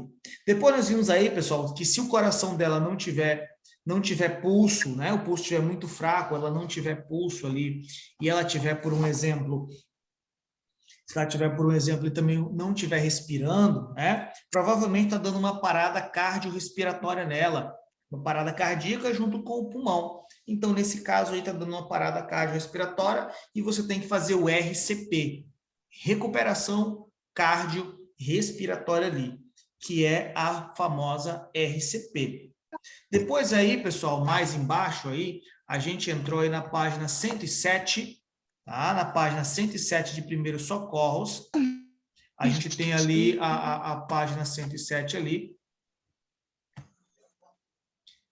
em primeiros socorros, onde a gente tem ali você fazendo a respiração artificial, né? A gente tem mais embaixo a massagem cardíaca, que é feita em cima do osso externo. Embaixo nós temos aí o estado de choque, que é a perda de sangue, e passamos na 108, onde nós vimos o desmaio. Desmaio, né? A gente viu que não podíamos dar tapa na cara da vítima, jogar água na cara dela, nem passar álcool. A gente tinha que deitar a vítima de costa, com a cabeça mais baixa, levantar suas pernas, afrouxar suas roupas e aplicar compressas frias no rosto e na testa, e verificar a respiração e a pulsação ali da vítima. Mais embaixo nós vimos sobre convulsões. Vimos que você tem que retirar do corpo da vítima todos os objetos que possam machucá-la, como pulseira, colares e óculos. E vimos que existe 2 tipos de hemorragia: hemorragia externa e hemorragia interna. A hemorragia externa, você tem que colocar uma gasa em cima e estancar e mandar para o médico. Na hemorragia interna, você coloca saco de gelo no local ali onde está tendo a hemorragia. E um dos sinais que a gente tem de hemorragia externa é quando está com a pele fria, pálida e pegajosa, tontura, suor, pulso rápido e lábios azulados ali. A gente viu, destacou na página 109 aí de primeiros socorros. Indo para 110, nós vimos que tem ali, pessoal, hemorragia nasal, e vimos que você tem que comprimir a narina, que está com hemorragia, que deve ser colocada uma compressa fria sobre o nariz, testa e nuca. Isso aí vocês têm destacado. Mais embaixo nós vimos fratura, aberta e fechada. Aberta, quando ela está exposta, o osso saiu para fora, e a fechada quando quebra e fica para dentro ali. Tanto a aberta como a fechada, você coloca a tala e manda para o médico, e mais nada. Na 111, nós estudamos sobre entose e luxação. A entose é quando você rompe ali, pessoal, uma articulação, uma ruptura parcial ou total de ligamentos. E a luxação é quando você tira o membro fora do lugar. Exemplo, tirou o joelho fora do lugar ali, né? Tirou um braço, um ombro, sei lá, um tornozelo, qualquer coisa que você tirou fora do lugar ali. Então, isso é chamado de luxação. Como que trata? Imobiliza e, para melhorar a dor, professor, gelo em cima e manda para o médico. Mais embaixo nós temos a fratura na coluna vertebral, aonde vimos ali que dá paralisia nos membros, caso você tente mexer a vítima ali, né? Ou não tenha um cuidado, por exemplo, na hora de de mexer na vítima ali, você não cuidar da coluna, você deixar a vítima paraplégica. Por isso que nós vimos lá atrás, pessoal, que você não deveria movimentar a vítima. Aqui você vê a fratura na coluna vertebral, às vezes quando a vítima cai, quando a vítima ali machuca a coluna, então você tem fratura e paralisia nos membros ali. Fratura no crânio, vimos ali referente sobre que um olho ficar mais baixo do que o outro, ficar mais caído, né? A pessoa caiu no chão, bateu a cabeça, você não pode mandar ela para casa. Ela pode ter fraturado a cabeça e às vezes você não sabe ali, acaba matando ela, mandando ela para casa. Tem que levar no hospital para fazer a verificação ali. Na 112, a gente viu sobre queimaduras. Queimadura de primeiro grau, aqui da vermelhidão. Queimadura de segundo grau, que dá bolhas. Queimadura de terceiro grau, que vai dar ali, que você não sente mais a dor. É a gravíssima. A gente lembra que a gente não pode perfurar as bolhas, não pode remover a roupa, tem que utilizar água corrente. Se a vítima estiver consciente, acalmar ela e encaminhar a vítima direto para o atendimento médico e não ficar passando um monte de coisa em cima, né? Leva para o médico vai fazer ali o tratamento. Mais embaixo nós temos aí as áreas que são mais críticas em caso de queimadura, que são as vias aéreas, partes genitais e face, são as áreas mais críticas ali. Passamos para ferimentos no olho, aonde a gente viu que quando você machuca um olho, você tem que fechar o outro também para não forçar. Na 114, pessoal, vimos sobre envenenamento. Envenenamento pela pele, por inalação e por ingestão. São 3 tipos que a gente via ali. E vimos que não é para você dar leite. Evite dar leite ou algum tipo de bebida, senão o veneno pode reagir e ser inalado pelos pulmões ali. E aí nós fechamos sobre a matéria de primeiros socorros ali. Entramos agora aí em meio ambiente, e aqui a gente tem as questões importantes, pessoal. Questão que define a tua prova. Exemplo, tu fez 20 questões ali, mas tu lembra que meio ambiente mais uma 21. Pá, professor, 21 passa. Então é importante. E importante, são bobas, mas é importante. Olha, já de início, aí na página 122, pessoal, a gente tem ali na introdução, já tem uma questão já que inclusive tem na tua prova. Olha o exemplo. Meio ambiente são relações de ordem física, química, biológica, que reage na vida e no planeta. Na verdade, configura o equilíbrio dos bens naturais como, olha aqui o exemplo, então vamos lá. Olha o que ele vai te colocar aqui como meio ambiente ali, tá? Importante para você. Então, aí no meio ambiente, ele vai te colocar aqui, no contexto do homem, apenas elementos naturais. Então, preste atenção o que tem aí, olha. Elementos naturais é uma coisa e elementos criados pelo homem é outra, tá? Então, por exemplo, olha só. Elementos naturais. Aí ele tem a água, solo,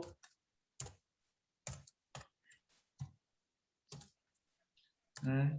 Solo. O que ele tem mais aí? Ó? Subsolo, vegetação, tá? Então, aí ele já tem aí, pessoal, elementos naturais. Assim como ele tem também elementos criados pelo homem. Criados pelo homem, a gente tem, por exemplo, não tem aí citado para vocês, mas a gente tem como, por exemplo, ali, as vias são criadas pelos homens. Os prédios e etc. ali.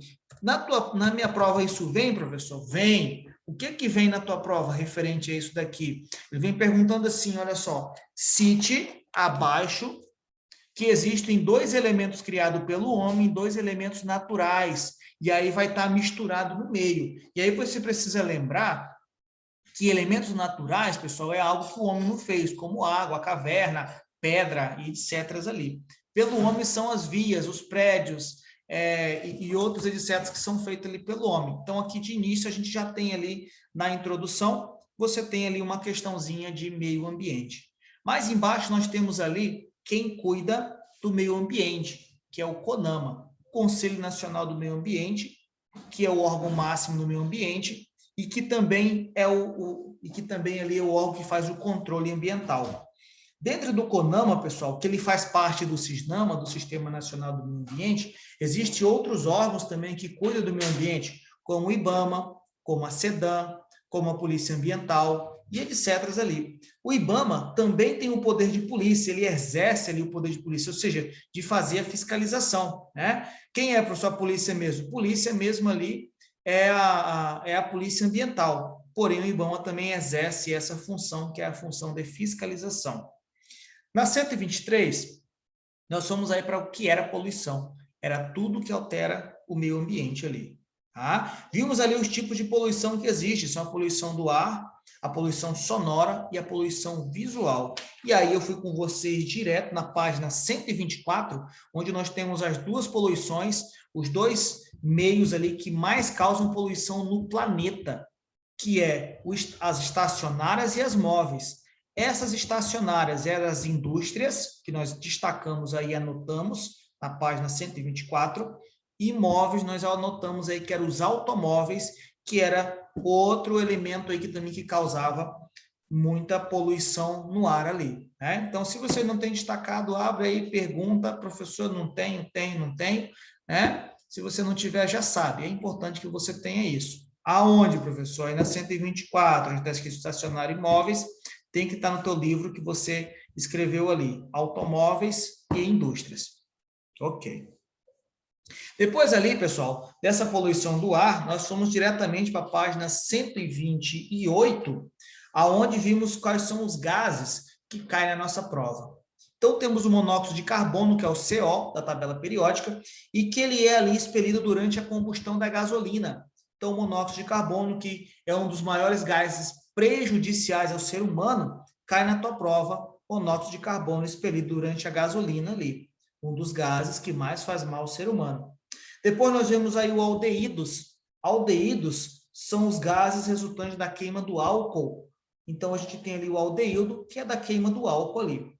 Mais embaixo, nós temos o dióxido de enxofre, que é causado ali pela queima do diesel, e a diazina, que é causada pela queima do diesel, e nós também anotamos a fuligem. Espero que vocês tenham anotado isso aí na página 128 ou no teu caderno. O que era a fuligem, professor? A fuligem era com a queima, aquela fumaça preta que causa problemas a pessoas com quadro de asma. Aumenta ali, pessoas que têm problemas com asma, aumenta ali o nível ali, fica muito ruim para elas.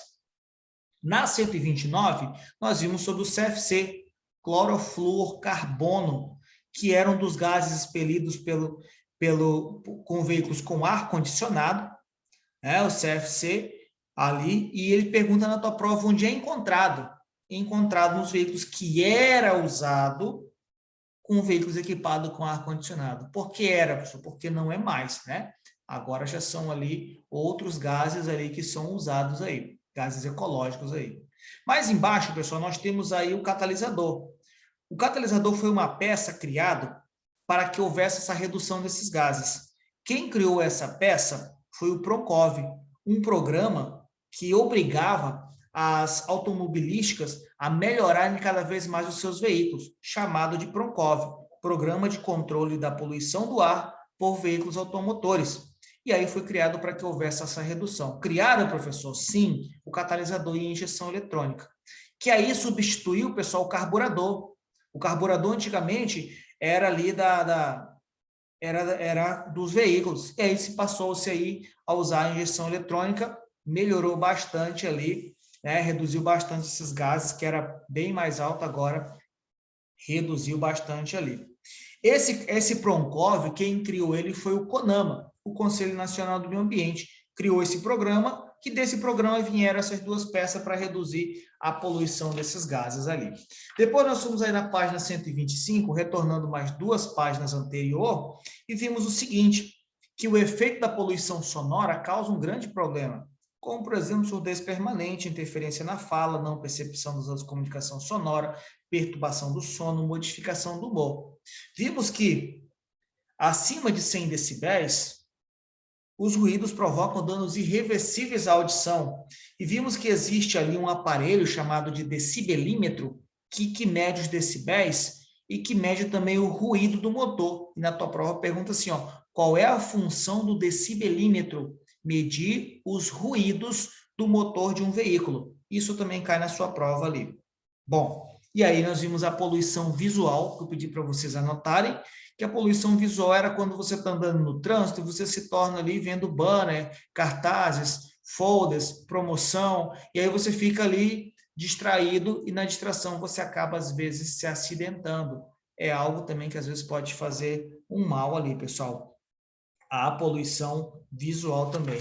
Depois passamos aí para a próxima página, que foi a página da poluição das vias de trânsito, da página 126, onde nós temos ali, por exemplo, de acordo com a poluição das vias de trânsito, atirar do veículo ou abandonar navio objeto de substância é uma infração média, a penalidade multa. E vimos ali que as árvores que são plantadas no meio da via servem para que haja um recurso que auxilie na melhoria de vida. Vocês destacaram isso também aí na página 126 ali também. E aí fomos para a próxima matéria, que é a cidadania, que está lá na página 130. Na cidadania nós vimos que o grupo, o indivíduo e a sociedade, ali, o indivíduo é diferente um do outro, o grupo se relaciona ali diferentemente, cada um tem ali as suas afinidades, né? Por exemplo, o grupo da igreja, o grupo da autoescola, o grupo do WhatsApp, o grupo ali da fofoca e etc. Tem ali todos os tipos de grupo ali. E aí, como é que a gente vive em sociedade se cada um pensa diferente? Quando você respeita. Então, ser um cidadão é você tanto exercer o teu direito, como você respeitar o do outro. Onde é que começa o meu direito? O meu direito começa aonde começa o seu e termina onde termina o seu também. A gente tem uma frase que a gente fala bem assim, né? Meu direito termina onde começa o seu. Não, pessoal, não é isso. Tá? O meu direito começa onde começa o seu. Onde termina o seu, o meu termina também. Então, o mesmo direito que você tem de pensar, eu tenho também. Nem por isso eu tenho que concordar com você, mas eu tenho que te respeitar. Essa é a diferença que existe, né? Ah, professor, eu acho isso, eu acho aquilo, beleza. Tranquilo, respeito. Eu também acho, mas diferente de você. Então, cada um tem uma opinião diferente ali. Por isso que o meu direito começa onde o seu começa e o meu termina onde o seu termina também ali. Então, a gente tem ali a diferença. Então, existe ali, pessoal, como ser cidadão, existe o respeito que existe ali entre as pessoas. Depois nós fomos para a página 132 e vemos na educação para o trânsito, que é aí na educação no trânsito, a gente tem ali de todos os órgãos de trânsito, fazem parte ali da educação no trânsito, que será promovida na pré-escola de primeiro, segundo e terceiro grau, e ali a responsabilidade são de todos os órgãos de trânsito, inclusive a gente tem a Semana do Trânsito entre o dia 28 e 25 de setembro, fechando cidadania e partindo para a próxima página, 138. Na 138, página 138, mecânica básica, vamos aprender o que cai aí. Vamos lá, já aprendemos que o motor é dividido em 3 partes, cabeçote, bloco e cárter. São as 3 partes do motor. E que é importante a gente cuidar da água, do óleo e do combustível. Da água, professor. A gente tem que cuidar o radiador. O radiador tem que estar sempre com a água, ali está escrito máximo, não acima do máximo, porque senão ele pode ferver e estourar a tampa, rebentar as mangueiras, acabar com o teu veículo. Assim como a gente vê o óleo, que precisa ser verificado através da vareta, e sempre com o veículo a frio ali. Não pode estar acima do máximo e não pode estar acima do mínimo. E o veículo tem que estar com, claro, com o motor frio, né? Tu não vai verificar com ele quente ali. Então, a gente tem ali, pessoal, esse motor que funciona com 4 tempos e que vocês destacaram na página 139. Tempo de admissão, compressão, combustão e tempo de escapamento ali. E aí a gente foi para a página 140, onde você tem um sistema de alimentação, onde você viu ele que era a mistura do ar mais o combustível, na página 140, e que as 2 peças que faziam era o carburador, que foi substituído pela injeção eletrônica ali. Mais embaixo nós temos o sistema de arrefecimento, que é o sistema que resfria o teu veículo. E aí a gente viu que a gente tinha algumas peças importantes, como, por exemplo, bomba de água. Qual é a função dela? Função de forçar a circulação. Assim como a gente tem bomba de óleo, como a gente tem outras bombas, pessoal, que também faz o mesmo sentido aqui. Forçar a circulação ali que vai para o motor, né? Sistema de arrefecimento. E aí, quando ele cai na tua prova, ele pergunta bem assim, olha, sobre o sistema de arrefecimento. Qual é a função do sistema de arrefecimento? A função, pessoal, é diminuir ali a quentura do motor. Então, essa é a função, e inclusive isso cai na tua prova, ele pergunta ali para você, qual que é a função do sistema de arrefecimento? É o que, professor? É diminuir a quentura do motor. Para isso que serve o arrefecimento o sistema de arrefecimento. Então, se você não tem aí no teu livro, se você não tem aí anotado, anota, porque isso cai, tá? A pergunta é, para que serve o sistema de arrefecimento? Serve para quê, professor? Serve para reduzir o calor do motor, tá? Se você quiser anotar, fica à vontade ali, tá? Serve para reduzir o calor do motor. Professor, eu posso anotar aí no livro? Deve, né? Serve para reduzir o calor do motor. Depois aí, pessoal, nós fomos para 141, sistema de lubrificação, onde a gente tem o cárter, que é o local onde você armazena o óleo, a bomba de óleo que força a circulação, o filtro que retém as impurezas, e mais embaixo nós temos ali a vareta, que é onde você verifica o óleo. Depois nós vamos para o sistema de escapamento, onde vimos ali que existe duas peças importantes. O catalisador, que a gente acabou de ver, que serve para reduzir os gases da gasolina, do álcool e do diesel. O silencioso, que serve para reduzir o ruído do motor, que é medido pelo decibelímetro, que nós vimos lá em meio ambiente. E que no sistema elétrico aqui, pessoal, existe a bateria, que é um elemento que armazena energia, que existe as baterias antigas que tem que ser colocada água destilada, que é a solução de bateria. E quando você tira o polo de uma bateria, você tem que tirar sempre o negativo para depois o positivo. Lembra disso daí, que isso aí cai na tua prova também. E quando você vai ajudar alguém, pessoal, a tal da chupeta que a gente fala no popular, como é que você gruda os cabos? Em paralelo, sempre. Professor, em X? Não. Na carroceria do outro? Não. Sempre em paralelo. Positivo com positivo, negativo com negativo, tá? E cai, professor, na tua prova? Certeza. Então, a gente viu ali que para você fazer isso aí, os cabos são ligados em paralelos.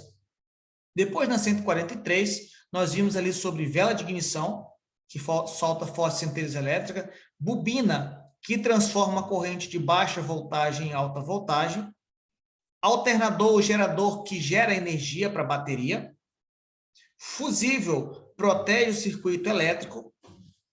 Página 144, a gente viu o sistema de transmissão, que eram os veículos automáticos, que você tinha que colocar puxar o freio de mão, colocar em ponto P de parada e desligar o veículo. Vimos que no sistema de transmissão mecânico existe a embreagem, que ela é um platô e disco, que está entre o volante e o motor da caixa de mudança de marcha, que esse platô e disco, eles ligam e desligam a embreagem da transmissão e que ele faz também paradas e reduções ali. Esse era o sistema de transmissão que a gente viu. Mais embaixo, nós tínhamos o sistema de direção, que a gente viu que existia direção hidráulica, direção elétrica e direção dura, né? Esse direção dura ali, ele é duro na hora que você vai virar para um lado ou para o outro, mas quando você está andando ali, pessoal, né? Ele mantém. Depois, na 145, vemos o sistema de suspensão, que é as molas e os amortecedores ali. E a gente está vendo o seguinte importante, olha, o motor ele é dividido em sistemas. O veículo, em geral, é dividido em sistemas. Sistema elétrico, sistema de direção, transmissão, e ele sempre vai cair isso na tua prova perguntando. Exemplo, olha só, do sistema de transmissão, aí você fica pensando, pessoal, o que será sistema de transmissão? Troca de marcha, sempre pensa assim, troca de marcha. Sistema de suspensão, professor, mola e amortecedor. Sistema de direção, opa, ele faz a estabilidade que eu estou dirigindo ali. Tá? Sistema de freio, opa, é aquele que eu faço parada, redução. E aí a gente tem alguns freios, como mecânico, a ar, hidráulico, hidrovácuo, que eu chamo de servo-freio, né? Que cai na tua prova também ali, o hidrovácuo ajuda a reduzir o esforço do motorista. Mais embaixo nós temos o Anti-Lock Brake System, o ABS. Sem o ABS ali, nas rodas dianteiras a força é maior que na traseira, e com o ABS ele é uniforme entre as rodas, dos melhores freios já criados, pessoal, excelente freio ali. Depois fomos para a página 146, onde vimos o sistema de rodagem, que é feito de carcaça de lona, banda de rodagem e talões. E aí, claro, a gente tem os pneus, né? Os dois tipos de pneus, que são os radiais e os diagonais, que tem as ranhuras, que são aquelas, são chamadas de sulcos. O pneu tem que ser feito ali o rodízio, para que ele possa ter uma durabilidade maior. Tem que ser feita a calibragem semanalmente, com os pneus a frio. E aí, geralmente, quando vem na tua prova, você tem que tomar cuidado, tá? Às vezes, o que eu já vi no teu CFC-ROM, que eu estava fazendo também, né? O pessoal também é viciado naquele negócio lá. Então, olha só, ele caiu bem assim, olha. A calibragem do pneu é feita, 2 pontos, semanalmente, mensalmente, trimestralmente, com os pneus a frio. Aí, qual que era a resposta correta? Semanalmente. Professor, mas não é a frio? É, mas é semanalmente. Eu te perguntava de quanto em quanto tempo. Cuidado com isso daí também, tá? Depois, aí na página 147, vimos sobre o airbag. O airbag ali, ele tem ali a função, ele tem a função ali de amortecer o movimento dos ocupantes contra o painel do volante, para que você não rebente o rosto ali no painel de instrumento. E no painel de instrumento, pessoal, a gente tem algumas partes importantes, como o velocímetro, que vai medir a velocidade do veículo, o odômetro, que mede a quilometragem, o manômetro, que é aquela luzinha do Aladim, que fica piscando, que faz a pressão do óleo, o termômetro, que mede ali a temperatura do motor, e a gente tem o tacógrafo, que não tem aí, né? Nós anotamos que era o tacógrafo. Disco rígido e inalterável, que mede velocidade, tempo e distância, que as mulheres casadas queriam colocar nos homens para saber onde eles vão. Mentira, brincadeira, né? Então, aí a gente tinha o tacógrafo ali, que era obrigatório em veículos em mais de 10 lugares. Vimos sobre o extintor de incêndio, que ele é de uso obrigatório, ele é opcional, depende para quem você vai colocar. Se perguntou que é para veículo pequeno e de passeio, ele é ali, ele é o sistema, ele é opcional. E se for ali para veículos grandes, ele é obrigatório, fechando ali sobre primeiros socorros, pessoal. Vamos lá, vamos para as perguntas e dúvidas agora.